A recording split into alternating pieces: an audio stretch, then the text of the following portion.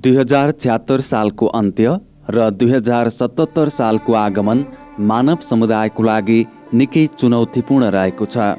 31 December सन् 2019मा पूर्वी चीनको वुहान सहरबाट विश्वभर फैलिएको कोरोना भाइरस कोभिड-19ले विश्व नै लकडाउनको अवस्थामा पुगेको थियो। मानव सभ्यताको यो इतिहासमा विश्व नै पुरै ठप्प भएको सायद पहिलो घटना हो। विश्वभरका मानिसहरू लामो समयसम्म घरमा थुनिएका थिए। 2076 माघ 10 गते नेपालमा पहिलो पटक कोभिड-19 कोरोना भाइरस संक्रमित व्यक्ति भेटिएका हुन्।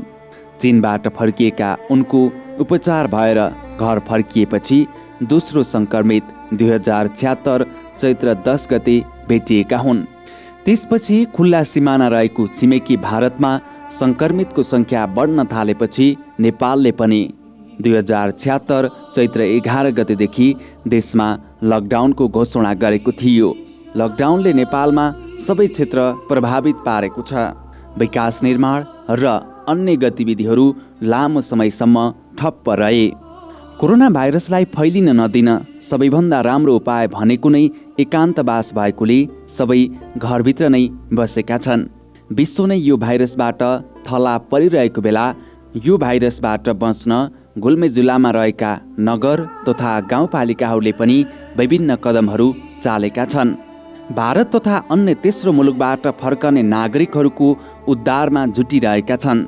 स्थानीय स्तरमा क्वारेन्टिनको निर्माण तथा आइसोलेसन निर्माण गरेका छन्। यस्तै कार्यहरूको लागि गुल्मे जिल्लाको बी टेलिभिजनले के कस्ता प्रयासहरू भएका छन् त भनेर रिपोर्टिङ गरेका थियौँ। स्थानीय स्तरमा निर्माण भएका क्वारेन्टिनमा विभिन्न ठाउँहरूबाट मानिस आएर बसिरहेका छन्। त्यहाँको अवस्था के छ, व्यवस्थापन कसरी गरिएको छ, अबको क्रममा देखाउन चाहन्छौँ।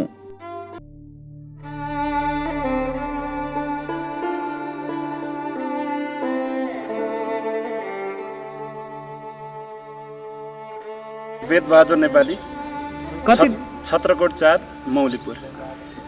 कहाँबाट आउनुभयो? म महाराष्ट्र पुनाबाट। कति दिन भयो आउनु भएको? आज क्वारेन्टाइनमा बसेको चाहिँ नि 25 दिन भयो। यहाँ पनि पिसिआर रिपोर्टको प्रतीक्षामा हुनुहुन्छ? पिसिआर रिपोर्टको प्रतीक्षामा छु। के गर्नुहुन्थ्यो भारतमा? म सेफको काम गर्थेँ। एउटा बियर फ्याक्ट्री थियो, उसमा एउटा रेस्टुरेन्ट थियो। हजुर। उसमा चाहिँ म सेफको काम गर्थेँ। पछि बन्द भएर फर्किनु परेको हो तपाईँ? हजुर। अनि यो क्वारेन्टिनको बसाइ कस्तो छ यहाँको? एकदम राम्रो छ सर। वाइफाईको व्यवस्था छ, खानापिनाको व्यवस्था राम्रो छ, चाय नास्ताहरू, तातो पानीहरू सबै एकदम व्यवस्था एकदम बढिया छ। खुसी हुनुहुन्छ? एकदम खुसी। कसरी दिन काट्नुहुन्छ? अब साथीभाइहरू भेट हुने, हामी आफ्नो डिस्टेन्समा रहने, यहाँ वाइफाईको व्यवस्था छ, सब कुछ व्यवस्था छ, मोबाइल चलाउने, यतिकै दिनचर्या बितिरहेको छ सर। हस्, धेरै धेरै धन्यवाद। Okay sir, thank you sir, शुक्रिया। हजुरको शुभ नाम? देवबहादुर राणा। कहाँबाट आउनुभयो? म दिल्लीदेखि। कति दिन भयो आएको? आएको आज 14 दिन भयो। अहिले श्री मैनडाँडा माध्यमिक विद्यालय छत्रकोट 3 हर्दिनेटा गुल्मेको क्वारेन्टिनमा हुनुहुन्छ। यहाँको बसाइ कस्तो छ? व्यवस्थापन पक्ष ठिकै छ, राम्रै छ भनौँ। खुसी हुनुहुन्छ? हजुर। कुनै दुःख? दुःख त केही पनि छैन। केही छैन। यहाँको शुभ नाम? ज्ञानी कुमार। ज्ञानी कुमार। यहाँ पनि भारतबाट फर्केर वडा नम्बर 5 को आत्मबोध माध्यमिक विद्यालयको क्वारेन्टिनमा हुनुहुन्छ। कस्तो छ यहाँको बसाइ? ठिकै छ, ठिकै भइरहेको, घर जान पाइएन, त्यही हो। यहाँको बसाइ ठिक छ, घर जान पाइएन भन्ने मात्रै यहाँलाई चिन्ता छ? घरमा नानीहरू छन् सानसाना, त्यही भएर।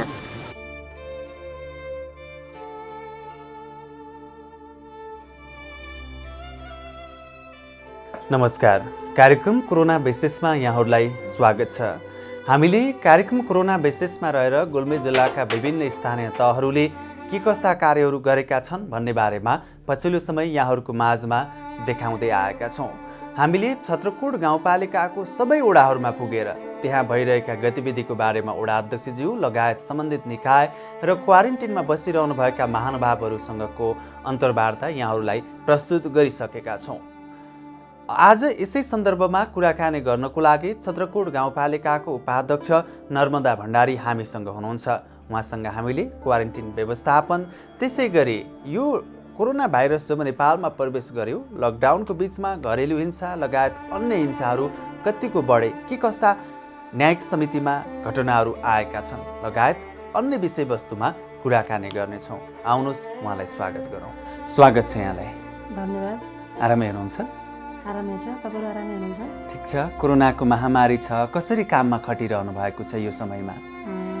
कोरोनाको महामारी फैलिरहेको सन्दर्भमा हाम्रो छत्रकोट गाउँपालिकाको कार्यालयका जनप्रतिनिधि, कर्मचारी, समाजसेवी सबै आफ्नो ठाउँमा व्यवस्थित रूपमा क्वारेन्टाइनमा खटिएका छौँ र सँगै हाम्रा राजनीतिक दलहरू, शिक्षकहरूलाई समेत क्वारेन्टाइनमा विभिन्न समितिहरू बनाएर हामी परिचालन गरेका छौँ र यसरी हामी क्वारेन्टाइनको व्यवस्थापन गरेका छौँ। छत्रकोट गाउँपालिकामा हामीले 21वटा क्वारेन्टाइनको व्यवस्थापन गरेका थियौँ। क्रमशः अहिले केही क्वारेन्टाइनहरू खाली हुँदै गएका छन् र हामीसित सबभन्दा पहिला हिजोको मितिसम्म 595 जना भारत र तेस्रो मुलुकबाट आउनुभएका नागरिकहरू हाम्रो गाउँपालिकामा प्रवेश गर्नुभएको थियो र उहाँहरूलाई हामी क्वारेन्टाइनमा व्यवस्थित रूपमा हामीले उहाँहरूलाई राखेका थियौँ र विभिन्न क्वारेन्टाइनमा अनुगमन गर्दै गर्दा र उहाँहरूलाई सोच्दा त्यहाँको व्यवस्थापकीय पक्ष र त्यहाँका नागरिकहरूको आदान प्रदान र सुझाव सल्लाह दिने काममा क्वारेन्टाइनमा बस्नुभएका नागरिकहरू सन्तोष रहेको मैले अनुगमनको क्रममा भेटाएको छु र त्यहाँ जति पनि आउनुभयो, आइसकेपछि हाम्रो 14 दिनपछि क्वारेन्टाइनमा राखिएका जनताहरूलाई आरडिटी परीक्षण गर्ने काम गाउँपालिकाबाट गऱ्यौँ र यो आरडिटी परीक्षण गर्दै गर्दा आरडिटीमा नेगेटिभ आएका नागरिकलाई हामी 15 दिनको दिन त्यहाँबाट उहाँहरूको घरमा 1 हप्ता क्वारेन्टाइनमा बस्ने गरी बिदाई गरेका छौँ र आरडिटी पोजिटिभ आएका नागरिकलाई हामीले पिसिआर परीक्षण को लागि स्वाब सङ्कलन गर्ने काम गऱ्यौँ र स्वाबको परीक्षण भइसकेका छन् धेरैजसो र यो स्वाब परीक्षणमा पनि हाम्रो एकपटक 24 जना र एकपटक 19 जना गरेर पिसिआरको पोजिटिभ रिपोर्ट आएको छ। अहिले ती रिपोर्ट आइसकेका पनि फेरि केही पिसिआर आरडिटी पोजिटिभ आएकालाई पिसिआरमा नेगेटिभ आएर पनि हामी हिजोसम्म उहाँहरूलाई पनि बिदाई गरिसकेका छौँ र केही पोजिटिभ पहिला देखिनुभयो र फेरि फलोअपको लागि पोजिटिभ को फेरि रिपोर्ट पठाउँदा पनि उहाँहरूको स्वाबमा हिजो मात्रै फेरि पोजिटिभै रिपोर्ट आएको छ र उहाँहरूलाई हामी सहानुभूति दिने, सान्त्वना दिने र उहाँहरूको परिवारसँग परामर्श गर्ने काममा निरन्तर लागिरहेका छौँ। यो सन्दर्भमा क्वारेन्टाइनमा बसिरहँदा क्वारेन्टाइनमा बस्नुहुने जनताहरूलाई त्यहाँको भएसम्मको सेवाहरू हामी उपलब्ध गराएका छौँ र क्वारेन्टाइनमा केही गर्भवती महिलाहरू पनि हामीकोमा रहनु भएको थियो।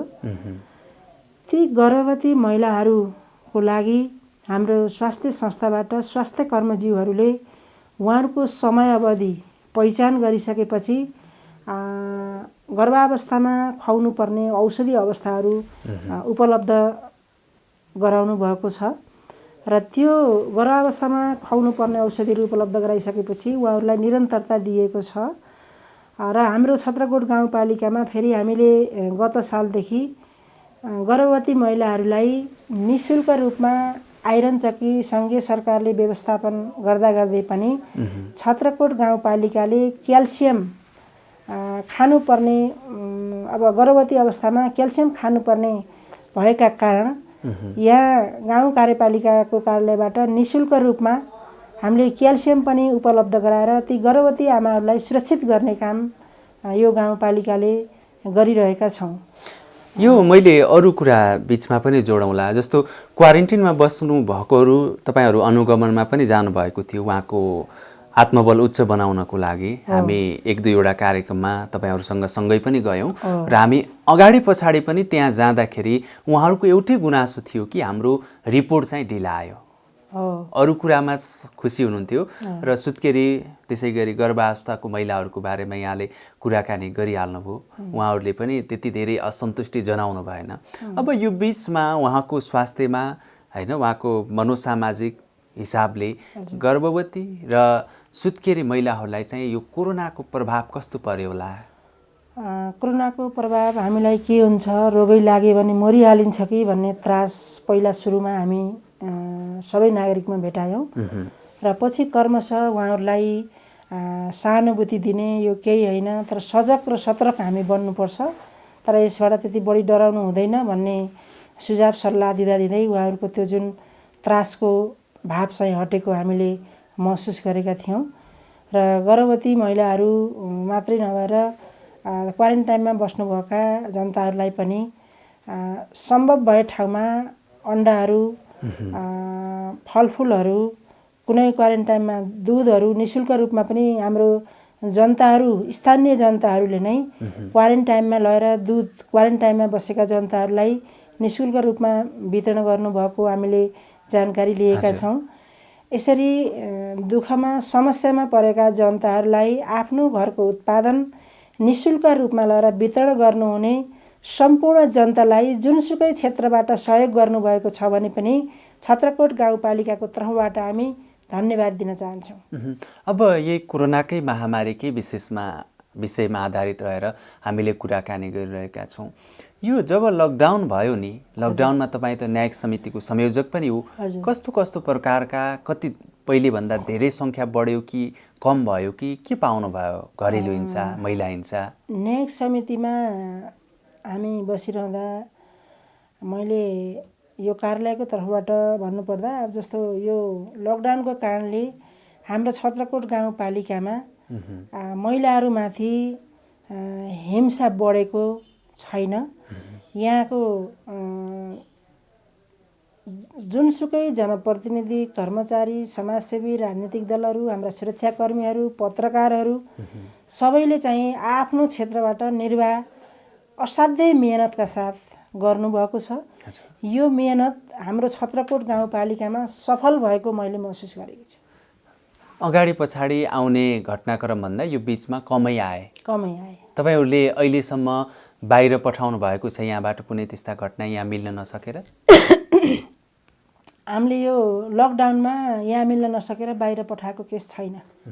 विशेष गरी अगाडि पछाडिको पनि कुराकानी गरौँ। यो बिचमा कस्ता कस्ता उजुरीहरू तपाईँकोमा आउने गरेका छन्? हामी कहाँमा यो न्यायिक समितिको सन्दर्भमा म पालिका न्यायिक समितिबाटै भन्न चाहन्छु।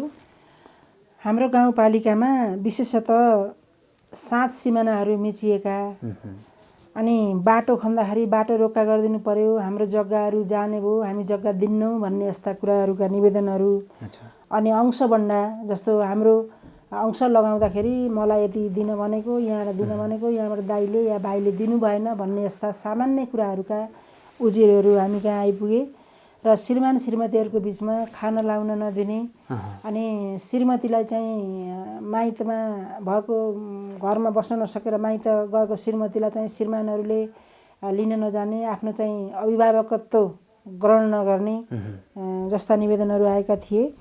र अनि हामी त्यस्ता किसिमका निवेदनहरूलाई जुनसुकैको निवेदन आए पनि उहाँहरू दुवै पक्षलाई हाम्रो गाउँपालिकाको कार्यालयमा न्यायिक समितिले उहाँहरूलाई आफ्नो प्रक्रियाअनुसार बोलाउने र बोलाइसकेपछि उहाँहरूको बिचमा छलफल गराएर हामी त्यो छलफलको क्रममा केही हामी न्यायिक समितिले मात्रै निरूपण गरेका छौँ। कोही स्थलगत जाने ठाउँमा हाम्रो गाउँपालिकाका अध्यक्ष मधुकृष्ण पन्थ, प्रशासकीय अधिकृत भेषराज पन्थज्यू र सम्बन्धित ओडामा जाँदा त्यस ओडाका जनप्रतिनिधिज्यूहरूलाई लगेर पनि हामीले त्यहाँको जुन निवेदन छ त्यो निवेदनको मिलापत्रकै माध्यमबाट अहिलेसम्म हामीले टुङ्ग्याएको कुरा मैले तपाईँहरूलाई जानकारी गराउन चाहन्छु। जस्तो यहाँ आउँदा चाहिँ महिलाहरूका समस्या बढी आएका छन् कि पुरुषले पनि समस्या ल्याउने गर्छन् घरेलु हिंसा? यहाँ यस सन्दर्भमा दुवैवटा निवेदनहरू हामी कहाँ यस्ता प्रकृतिका परेका छन्। श्रीमानहरूले पनि श्रीमती चाहिँ माइतै गएर बसिरहन्, घरमा आइनन्, घरमा मैले बोलाएर आइनन् भन्ने, अनि श्रीमतीहरूलाई तपाईँ यस्तो गर्नु हुँदैन भन्दा मलाई चाहिँ यसरी पठाउनु भएको म जान्न भन्ने यस्ता जवाफहरू हामीले पाइसकेपछि उहाँहरू दुवैजनालाई यहाँ आफ्नो न्यायिक समितिले कार्यालयमा बोलाएर उहाँहरूको छलफल गराएर मिलापत्रको माध्यमबाटै उहाँहरूलाई चाहिँ घर पठाउने काम गरिरहेका छौँ। यही कुरामा मैले जोड्न चाहेँ, एउटा यो वैदेशिक रोजगारले पनि ठुलो समस्या र चुनौती निम्ताएको छ, के लाग्छ तपाईँलाई? वैदेशिक रोजगारको सन्दर्भमा भन्ने हो भने अब भन्नै पर्दा के हुन्छ भने विदेशमा श्रीमानहरू विशेषतः जाने र गइसकेपछि उहाँहरूको त्यो दुःख, उहाँहरूले कमाएको त्यो कष्ट चाहिँ यहाँको आफ्नो घर परिवार श्रीमतीहरूले नदेख्ने, त्यो नदेखिसकेपछि उहाँहरूले पठाएको कमाई यहाँ ल्याइसकेपछि अलि दुःखबाट आएको होइन, यो त विदेशबाट आएको पैसा त्यसै आएको हो कि भन्ने जस्तो तरिकाबाट उहाँहरूको घर परिवारबाट केही ठाउँमा, धेरै ठाउँमा सदुपयोग पनि भएको छ, केही ठाउँमा चाहिँ अलि त्यस्तो सदुपयोग नभएको हो कि भन्ने हामीलाई लाग्ने गरेको। र हामीले यो सन्दर्भमा वडामा जुनसुकै कार्यक्रम हुँदाखेरि पनि म आफै महिला भए तापनि मैले विशेषतः महिला दिदीबहिनीहरूलाई पुरुष दाजुभाइहरूले विदेशमा गएर कमाएको पैसा सजिलैसित आर्जन भएको छैन, उहाँहरूको त्यो आर्जन गरेको पैसालाई तपाईँहरू सही काममा, सही ठाउँमा, उत्पादनशील क्षेत्रमा लगानी गर्नुहोस् भन्ने कुराहरू हामी गाउँपालिकाकै कार्यक्रमहरूमा जाँदाखेरि पनि उहाँहरूलाई सचेतना जगाउने काम गरिरहेका छौँ। पुरुष साथीहरूले पनि के हुन्छ भने कहिलेकाहीँ श्रीमतीहरू घरमा हुनुहुन्छ, श्रीमतीहरू घरमा हुँदाहुँदै पनि उहाँहरूले अर्को पर स्त्रीसँग सम्बन्ध गर्ने, घरको श्रीमतीहरूलाई चाहिँ हेलत्तको दृष्टिकोणले हेर्ने, यस्ता कुराहरू पनि हामी पाउँछौँ। यो हामी निवेदन नआउँदै पनि उहाँहरूको छिमेक टोल जस्तो हामीले गत वर्षदेखि मेलमिलापकर्ताहरूको पनि तालिम दिइसकेका छौँ। त्यहाँका मेलमिलापकर्ताहरूसित समन्वय गर्न सकिने ठाउँ छ भने मेलमिलापकर्ताहरू यसरी चाहिँ त्यो ठाउँमा जनचेतना जगाएर त्यहाँ भएका महिला या पुरुष दुवैलाई सचेतना जगाएर सही ठाउँमा सदुपयोग गर्नुपर्छ भन्ने कुराको चाहिँ ज्ञान दिने काम कार्यालयकै तर्फबाट हामी गरिरहेका छौँ। भइरहेको छ र केही सकारात्मक सङ्केतहरू पनि अहिले देखा परिरहेका छन्। अब यो कोरोना जब नेपालमा प्रवेश गर्यो त्यसपछि भारतमा रहेका र अन्य ठाउँहरूमा, अन्य तेस्रो मुलुकमा रहेका नेपालीहरू घर फर्किन थाल्नुभयो। यसले समाजमा अलिकति दरार उत्पन्न गरेको जस्तो होइन, विदेशबाट आउनेहरूसँग नजिक जानुहुन्न, छोइनै हुन्न, रोग सरिहाल्छ, कोरोना बोकेर आए यावत कुराहरू उनीहरूलाई आरोप लगाइयो। अहिले चाहिँ कस्तो पाउनु भएको छ? छत्रकोट गाउँपालिकाका भित्र समाजमा कुनै त्यस्तो समस्या छ? धेरै ठाउँमा यो समस्या मैले अहिले पहिल्यै भने नबुझेर उहाँहरूले मान्छे आयो भन्दा पनि कोरोना आयो भन्ने सम्मका शब्दहरू प्रयोग गर्नुभयो र अहिले क्वारेन्टाइनमा पनि गेटभित्र पनि जान डराउने, कोरोना सर्छ भन्ने गर्नुहुन्थ्यो र पछि चाहिँ उहाँहरूलाई सबै कुराहरू बताउँदै जाने, हाम्रो स्वास्थ्यकर्मीले पनि धेरै ज्ञानका कुराहरू दिइरहने, सबैले जनचेतना छर्दै उहाँहरू चाहिँ अहिले यो रहेनछ, यो हामीमा पनि हुनसक्छ, हामीले यस्तो दृष्टिकोणले हेर्नु हुँदैन भन्ने सोचका साथ हाम्रा दाजुभाइ दिदीबहिनीहरूलाई नराम्रो व्यवहार गर्नुभएको छैन। मैले यो टेलिभिजन मार्फत पनि तपाईँहरूलाई यहाँ सुनेर बस्नुभएका सम्पूर्ण छत्रकोटवासी मात्रै होइन, गुल्मीवासी मात्रै होइन, सम्पूर्ण नेपालमा बसोबास गर्ने दाजुभाइ दिदीबहिनीहरूले हाम्रो नेपालमा रहनुभएका या नेपालबाट दोस्रो या तेस्रो मुलुकबाट आउनुभएका सबै नागरिकलाई सम्मानजनक व्यवहार गरौँ। रोग लाग्छ, निको हुन्छ, सिधा तर्सिन हुँदैन हामी। त्यसमा त कोरोना लिएर आएका छन्, यिनी कोरोनाका मान्छे हुन् भनेर त्यो अभद्र व्यवहार, त्यो नाजाक र नरकीय व्यवहार चाहिँ कसैले नगरौँ भनेर मैले यो टेलिभिजन मार्फत सबैलाई आग्रह गर्न चाहन्छु। अब महिलाकै केही सन्दर्भ जोडौँ, जस्तो महिला सशक्तिकरण, आय आर्जन, नेतृत्व विकास, त्यस्ता धेरै कार्यक्रमहरू यहाँले ल्याउनु भएको थियो। गत साल पनि त्यस्ता कार्यक्रमहरूले प्राथमिकता पाए। यस वर्ष पनि बजेट निर्माण गरिसक्नु भएको छ यहाँहरूले। ती कार्यक्रमहरू कतिको प्रभावकारी भए र आगामी कार्यक्रमलाई प्रभावकारी बनाउन के गर्दै हुनुहुन्छ? हजुरहरूले भने जस्तै हामीले चाहिँ उत्पादनशील क्षेत्रमा र नेतृत्व विकासमा विशेषतः महिलाहरूका बजेटहरू लगानी गरेका थियौँ। अच्छा। र यसमा जति मैले आशा गरेको थिएँ अर्थात् यो कार्यालयले जति आशा लिएको थियो त्यति आशाजनक उपलब्धि नभएको जस्तो हामीले लागेका कारणले गर्दा यो आगामी वर्षको बजेटबाट हामीले के छलफलमा ल्याइरहेका छौँ भने महिला लक्षित कार्यक्रम अर्थात् दलित लक्षित कार्यक्रम अर्थात् जनजाति जुनसुकै लक्षित कार्यक्रम भन्दै गर्दा पनि एउटा बिउ पुँजीको रूपमा सबै वडामा केही रकमहरू उपलब्ध गराउने र त्यो सानै बिउ पुँजीबाट पनि उहाँहरूले केही उद्योग व्यवसाय के गर्न सक्नुहुन्छ, त्यहाँ के सान्दर्भिक छ त्यो क्षेत्रको लागि त्यसलाई हेरेर लगानी गर्ने कि भन्ने सोचमा यो आर्थिक वर्षको बजेटमा विनियोजन गर्ने सोचमा यो कार्यालय अर्थात् हामी सबै लागेका छौँ। अब अहिले त भारतबाट फर्केकाहरूलाई पनि रोजगारी सिर्जना गर्नुपर्नेछ, बेरोजगारको अन्त्य गर्नुपर्नेछ। यसलाई दुई तरिकाले हेरौँ, एउटा यो अवसर पनि हुनसक्छ, अर्को चुनौती पनि रहन सक्छ। के लाग्छ यहाँलाई? यो मलाई त कस्तो लाग्छ भने जस्तो नेपाल अर्थात् नेपालभन्दा बाहिरबाट आउनुभएका हाम्रा युवा पिँढीहरू जति हुनुहुन्छ उहाँहरूले यो मैले एउटा अवसरको रूपमा लिन चाहन्छु यसलाई। किनभने हाम्रा गाउँघरमा रहेका खेतबारीहरू, हाम्रा उब्जाउ जमिनहरू बाँझिएर बसेको अवस्था र हामीले थोरै पैसा कमायौँ भने पनि सहरतिर जाने, कोठा खन्ने र अनि छोराछोरी पढाउने बाहनामा या आफूले केही सिप सिक्ने बाहनामा हामी बजार अलि बढी जाने अवस्था रहेको थियो।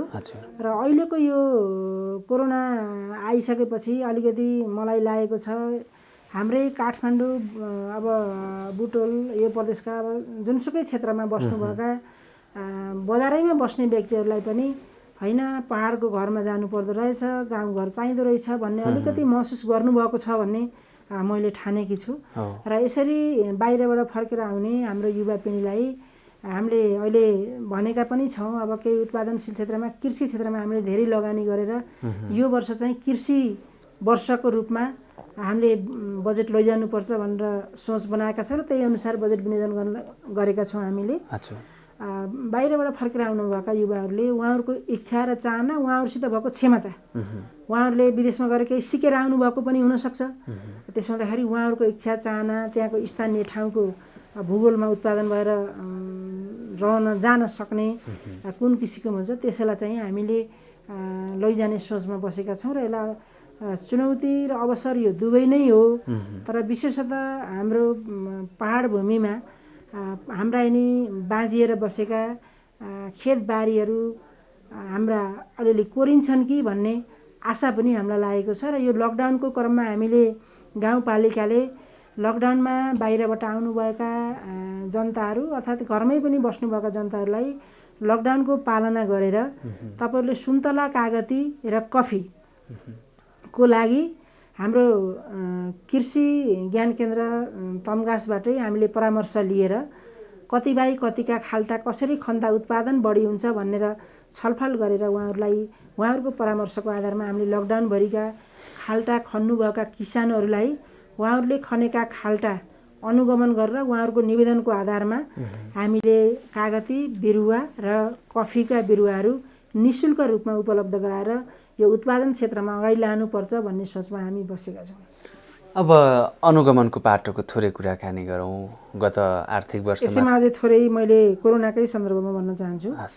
छत्रकोट गाउँपालिकाले हाम्रो बाहिरबाट आउनुभएका नागरिकलाई सुनौली र कृष्णनगर दुईवटा बोर्डरबाट त्यहाँ भएका आफ्ना नागरिकलाई निःशुल्क रूपमा आफ्नो गाउँपालिकासम्म ल्याउने र गाउँपालिकाबाट जुन वडाका जनताहरू जुन क्वारेन्टाइनमा बस्ने व्यवस्थापन गरिएको छ त्यो क्वारेन्टाइनमा पनि निःशुल्क रूपमै उहाँहरूलाई लैजाने व्यवस्था यो कार्यालयले गरेको छ र हामी खाना बस्नको लागि धेरै ठाउँमै गर्नुभएको छ भए पनि हामीले चाहिँ अहिलेसम्म सबै जनताहरूलाई क्वारेन्टाइनमा ल्याउने र खानेको निःशुल्क व्यवस्थापन गरेका छौँ र यो जतिसम्म कोरोनाको समस्या रहनेछ त्यति समयसम्म हामी गर्ने भनेर हाम्रो कामहरू अगाडि बढाएको कुरा पनि मैले अगाडि बढाउन चाहन्छु र तपाईँहरूलाई पनि भन्न चाहन्छु। पक्कै पनि हामीले पनि यस सम्बन्धी रिपोर्टहरू प्रस्तुत गरिसकेका छौँ। तपाईँहरूले जसरी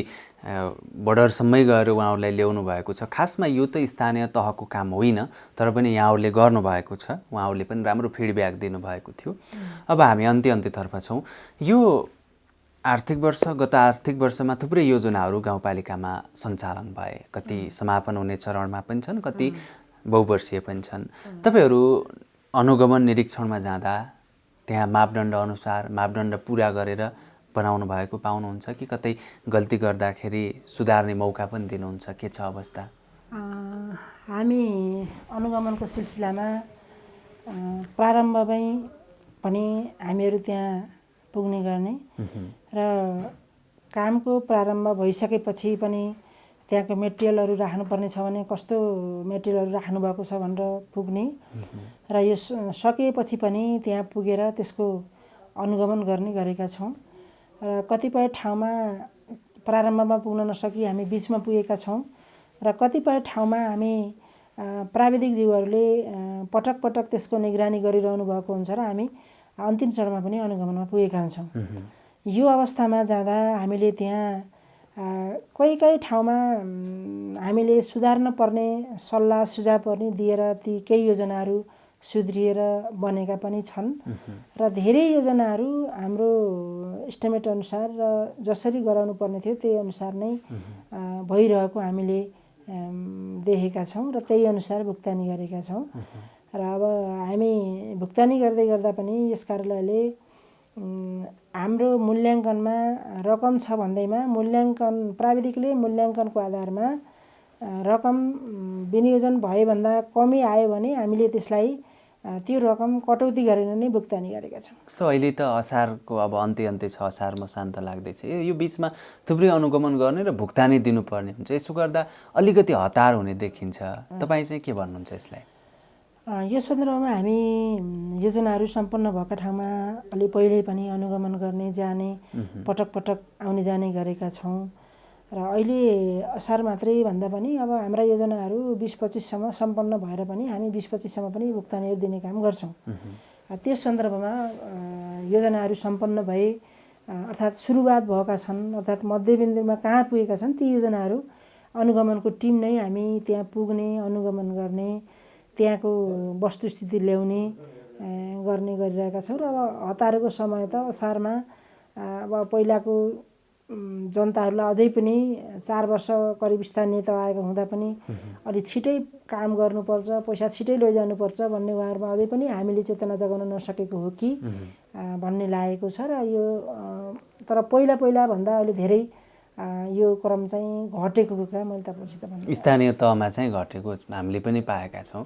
अहिले पछिल्ला योजनाहरू चाहिँ अलिकति डोजर लाग्नेदेखि लिएर धेरै चाहिँ केन्द्रकै बजेट छ भनेर जनप्रतिनिधिहरूले वडामा पनि वडा अध्यक्षज्यूहरूले यो कुरा हामीलाई जानकारी गराउनु भएको छ। अन्त्यमा छौँ। अब मैले यहाँलाई सोध्न बिर्सेको कुरा र यहाँलाई भन्न मन लागेको केही छ भने? मलाई भन्न लागेको कुरा तपाईँहरू यसरी हाम्रो छत्रकोट गाउँपालिकाको प्रत्येक वडामा आएर हाम्रा वडाका गतिविधिहरू गाउँपालिकाको कार्यालयमा आएर गाउँ कार्यपालिकाको कार्यालयका गतिविधिहरू सम्पूर्ण जनताहरूलाई सुनाउन यो सहयोग गर्नुभएको छ। यो सफलता तपाईँहरूको यो संस्थालाई रहिरहोस् र यो संस्थाले आगामी दिनहरूमा पनि यस्ता कार्यक्रमहरू निरन्तरता पाओस् भनेर यो टेलिभिजनलाई मैले शुभकामना दिन चाहन्छु। र यो टेलिभिजन हेरेर बस्नुहुने सम्पूर्ण बुवाआमा दाजुभाइ तथा दिदीबहिनीहरूलाई यो कोरोनामा आएका व्यक्तिहरू यिनीसित कोरोना जो छ भनेर ती जनताहरूलाई नराम्रो दृष्टिकोणले नहेरिदिनु हुन र उहाँहरूलाई ससम्मान साथ काम गर्न र बाँच्ने अवसर दिनु तपाईँ हामी सबैको कर्तव्य हो। यसै अनुसार तपाईँले काम गर्नुहोला, हामी पनि त्यही अनुसार काम गर्नेछौँ। शरीरको माया सबैलाई हुन्छ। जनताहरूमा जसरी दुर छुरछुर गर्ने काम भयो भने उहाँहरूमा नराम्रो असर पर्न जाने हुँदा सबै बुवामा दाजुभाइ दिदीबहिनीहरूलाई राम्रो दृष्टिकोणबाट बाहिरबाट आउनुभएका अर्थात् नेपालमै बसेर पनि कोरोना लागेका जनताहरू तपाईँ हामी सबैलाई सम्मानजनक बाँच्न पाउने हाम्रो अधिकार सबैलाई दिउँ, बाँचौँ भन्ने शुभकामना सहित तपाईँलाई धन्यवाद दिन चाहन्छु। नमस्कार, धन्यवाद। हस्, यहाँलाई पनि धेरै धेरै धन्यवाद हामीलाई समय दिनुभयो र गाउँपालिकाभित्रका विविध गतिविधिहरूको पक्षको बारेमा जानकारी गराउनुभयो, त्यसको लागि थ्याङ्क यू सो मच। धन्यवाद। दर्शकवृन्द, आज हामीले कोरोना विशेष कार्यक्रममा रहेर छत्रकोट गाउँपालिका उपाध्यक्ष नर्मदा भण्डारीसँग कुराकानी गऱ्यौँ। उहाँले विभिन्न विषयवस्तुहरूमा जानकारी गराउनु भएको छ, गाउँपालिकाभित्र भइरहेका योजनाहरू, त्यसै गरी उहाँले न्यायिक समितिमा रहेर न्याय सम्पादन गर्दाका कुराहरू र कोरोना विशेष कुराकानीमा रहेर धेरै कुराकानी गरिसक्यौँ। कार्यक्रममा सहभागी भएर आफ्नो कुराहरू राखिदिनु भएकोमा उपाध्यक्ष नर्मदा भण्डारीलाई धेरै धेरै धन्यवाद। क्यामेरामा अजयको साथमा महेशलाई पनि आज्ञा दिनुहोस्। हेर्दै गर्नुहोला बी टेलिभिजन। नमस्ते।